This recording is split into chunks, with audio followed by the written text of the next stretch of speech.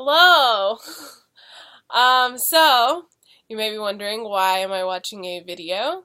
But this is a test run for something that I have been thinking about doing, and have gotten quite a few requests about, is YouTube videos about the things that I would normally make Instagram stories about. One of my favorite things about Instagram story is that it is instant. And I can just pick up my phone and start videoing when I have a good idea, or when I want to ask people things, or if I think I have something that's worth sharing. And so I've avoided YouTube because I feel like I have an expectation on myself if I were to ever start a YouTube channel of how quality it should be, what it should be about. I don't know, just how it should run. And so I'm trying to release myself from that and just realize that a channel isn't necessarily this huge, big, drawn out thing. And this big ordeal and this big new brand that I have to launch, it's not. It's just a place for me to put another resource, and another way for me to journal. So the first thing I'm going to do, it's already reached a minute and a half. This is wild. But the first thing I'm going to do is to say that I'm filming it on my laptop because it feels like an Instagram story, and that's what makes me feel comfortable. If I were to get ready and get dressed up and set up my camera, I think I'd freak out. So I'm not doing that, and I'm trying to keep it really casual, and I'm trying to keep it personable, and keep it comfy in my room in my sweatshirt and PJs. So yeah, that was my first thing. My second thing is that I'm sorry if the audio is not that good. If this is something that I continue to do, there is a potential that I might get or invest or borrow a microphone from someone that will sound better. But for now, if you are loyal to me and you are watching, thank you. Second is, the only thing that I wanted to do off the bat was to introduce myself and explain who I am and what I'm about. And those of you who have come here maybe from my October newsletter, then welcome, and you may already know these things, but if you do not, you are welcome to continue watching. So, my name is Emily Frazier, and I live in Memphis, Tennessee. I'm based in Memphis, Tennessee. I am a wedding and humanitarian photographer. Very strange titles, but I started doing weddings when I was 16 years old. But when I was 15 and started getting paid for other photography work, the Lord made it really clear that He wanted me at some point to be assisting and serving organizations and nonprofits that were serving in a cross-cultural way. And so, though I was never given the opportunity, well, I wasn't seeking, nor did any opportunities come through high school to be able to do that. In this last summer, there has been through World Relief Memphis, and so it's sort of revamped that passion in me and that original drive to start photography and get good at photography to be able to do that.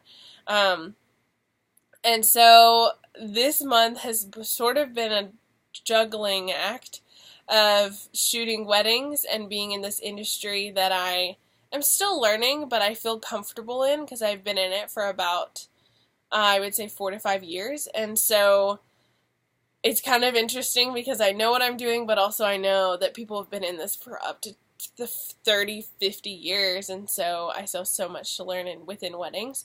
But I definitely know what I'm doing when I show up to a wedding. I know how to build a timeline, how to book clients, how to market for different ideal clients, and all of those things. And then I have this new thing that I have no idea how to network for. I have really not much experience in, but I'm so excited to learn more. And because I continue to book weddings, and I feel confident in that, that I'm supposed to still continue booking weddings for a while, then I can't just exit this and just start being a humanitarian photographer. And I know it's going to be a weird merge, and it might merge all the way into humanitarian work and not much wedding, or it might stay this juggling act between both. I don't know yet. But So that's me. I am a wedding and humanitarian photographer, as well as I work alongside other creatives and entrepreneurs, which means if you are a small business owner or if you are a self-employed doing business as, or if you have a hobby of being I don't know, you make pottery or you paint or you are a photographer, a videographer, any medium, and you are looking for a fellow brainstormer, or you are looking for photos of you within your studio or doing what you do, or headshots, or really any photography service, I am so excited to be able to serve people in that way because I'm really passionate about learning how other people are affecting the world and inspiring and sort of being a one-on-one catalyst to that. And so I'm also a creative, I don't know what that's called, but I am also a creative photographer, humanitarian photographer, and wedding photographer. And I'm based in Memphis, Tennessee, but I travel as often as I can. I've been booking a lot of weddings out of town, which has been amazing, and I hope to continue to do that. And so eventually, maybe I can be a little hybrid for maybe a year or two, and I can travel to different places and book different things in those different places. I'm not really sure. But yeah, so a little bit about me is that I live in a renovated carport, and so I have some really weird popcorn ceiling that's usually in schools and churches. And I originally was like, great, I can hang posters on it, but when the AC or the heat comes on, or you open the front door or open my door, then the whole roof kind of like shakes and things fall down. So it's not a good idea to hang things. I don't know why I started on that. It's not the first place to start about me. But yeah, I live in a renovated carport, not a renovated car. And I don't love coffee. Well, I like coffee, but I think a misconception is that I adore coffee or I'm addicted to coffee. I just happen to post every time I get coffee. So you're like, wow, she posts so often, once a week about coffee. I usually have 2 cups of coffee a week. So I'm not addicted to coffee, but I love it. I am probably addicted to tea. The act of making tea is almost more nostalgic than even drinking the tea. So like setting the kettle and putting the tea bag in the mug and then pouring it and the sweet little sound that hot water makes, that makes me feel more comforted than even sipping on tea. And I think that roots back in my time in England. I've gotten to spend 10 days last year and 10 days this year in England, and each time it's just been one of the best weeks of my life. And so lots of tea there. Yeah, let's see.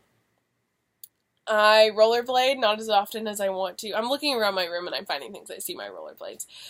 But I used to rollerblade a lot. I grew up in Turkey. I grew up overseas. That's a big thing.